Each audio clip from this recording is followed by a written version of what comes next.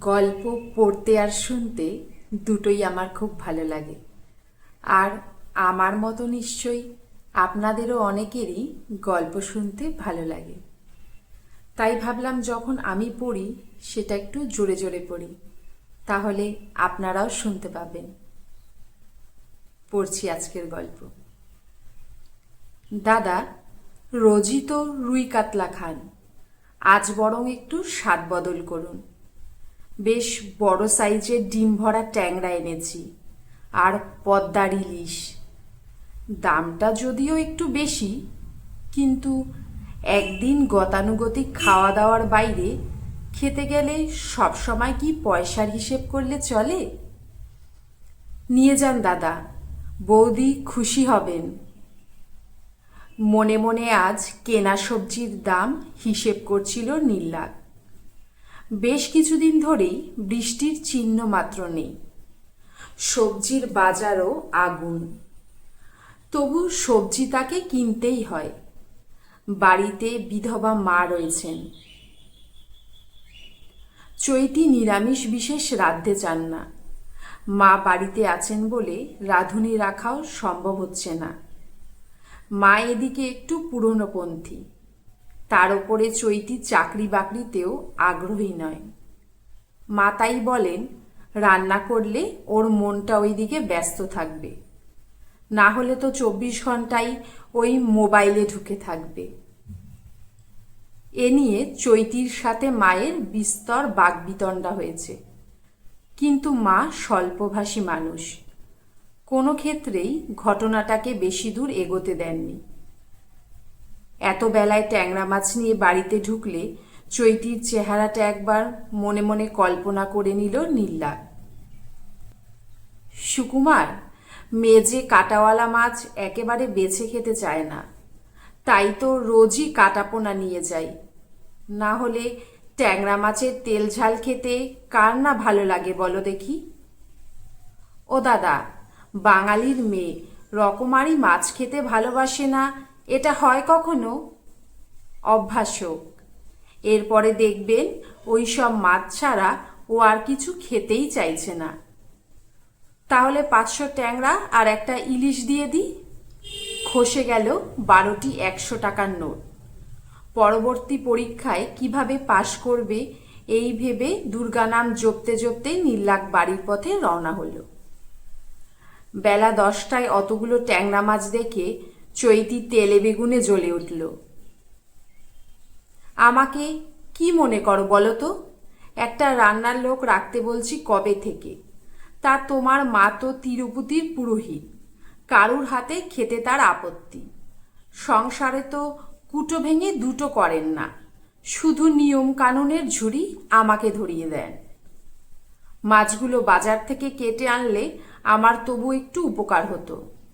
তোমাদের শুধু বাইরের খোলসটুকুই বদলেছে, ভেতরে বউ যেমন ঝি তেমনই আছে।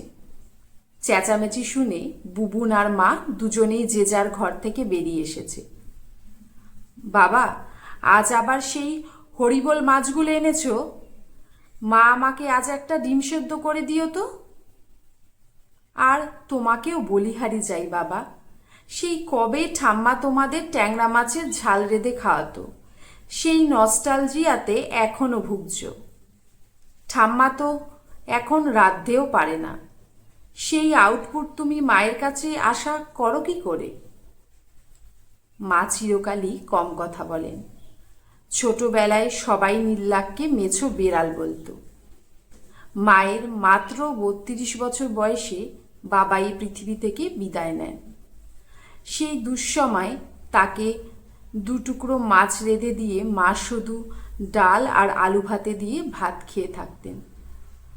তখন কিছু না মনে হলেও সে এখন বোঝে ওই বয়সে মনের সমস্ত প্রবৃত্তিগুলোকে গলা টিপে মেরে ফেলা মায়ের পক্ষে খুব একটা সহজ কাজ ছিল না। এখন তো কেউ এসব রীতিনীতি মানেও না, কিন্তু তখন সমাজ এবং গুরুজনদের চোখ রাঙানিকে উপেক্ষা করার সাধ্য ছিল কার? নীল্লাক এতদিন মাকে 1 টুকরো মাছ খেতে দিতে চেয়েছে। তার শিশুপ্রাণ যে মায়ের জন্য কেঁদে উঠত। মা প্রাণপণ চেষ্টায় মুখ ফিরিয়ে সেখান থেকে চলে যেতেন। শিশু নীল্লাকের বড্ড রাগ হতো। কেন সে মাকে মাছ খাওয়াতে পারে না? ইদানিং বয়স বাড়ার সাথে সাথে নিষ্ঠাচারে মা আরও কঠোর হয়ে উঠেছেন। এখন তিনি আঁশ ছুঁয়েও দেখেন না। বৌমা, ট্যাংরা মাছগুলো তুমি শুধু ধুয়ে দাও, আজ আমি নীলকে রেঁধে খাওয়াবক্ষণ। তুমি একা আর কত করবে?